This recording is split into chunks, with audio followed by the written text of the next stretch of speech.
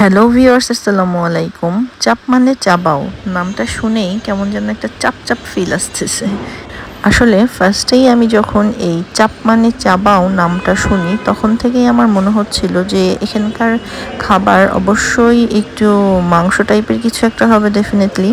আর সেই মাংসটা মানে চাবিয়ে চাবিয়ে খেতে একটু শক্ত টাইপের আইটেম, মানে ননলি টল্লি এই টাইপের কিছু একটা আমি গেস করেছিলাম। বাট বাস্তবতাটা একেবারেই ভিন্ন।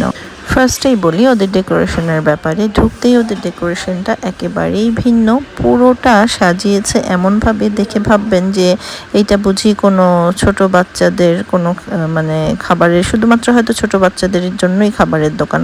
কারণ প্রত্যেকটা, যেমন ওদের মেনুর মধ্যেও দেখেন মিনিয়ন, তারপরে হাল্ক, এই ধরনের সব কিছু দিয়ে আবার হচ্ছে মানে এই পাশে আবার একটু ঐতিহ্যবাহী জিনিসপত্র আঁকিয়ে রেখেছে। সব কিছু দেখে মনে হচ্ছে, একবার মনে হচ্ছে যে একটা ছোট বাচ্চাদের কোনো খাবারের দোকান, আবার এই পাশটা দেখলে একটু অ্যানিমেশন টাইপের সব কিছু কেমন যেন। ডেকোরেশনটা বেশ ভালো লেগেছে, ডেকোরেশনটা দেখেই অনেক লুক্রেটিভ। বড়রা এসে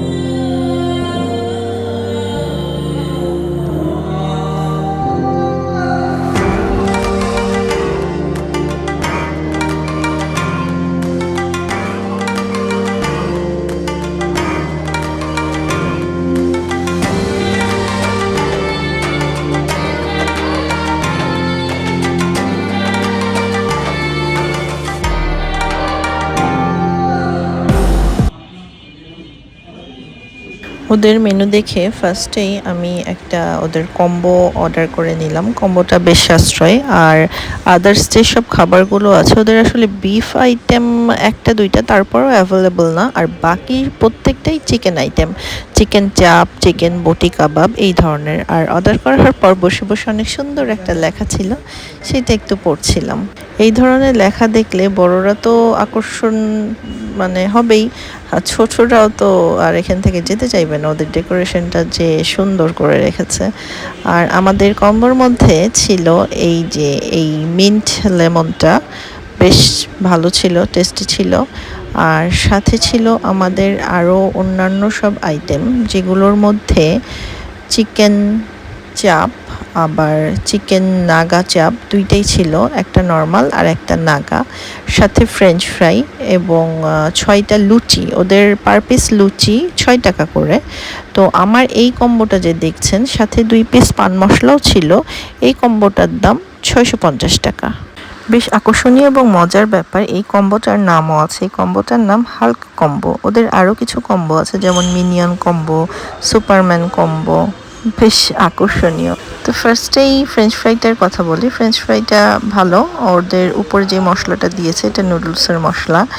আর ওদের হচ্ছে যে চাপের সাথে যেই সসটা দিয়েছে, লুচিটা বেশ সফট, লুচিটা ওই মচমচা না যে ছিটতে যেই ভেঙে যাচ্ছে এই টাইপের না। আর চিকেন চাপ, যেটা চাপটাও, চাপের যে উপরে সস দিয়েছে বেশ ভালো, টেস্টি এবং সফট ছিল, জুসি ছিল।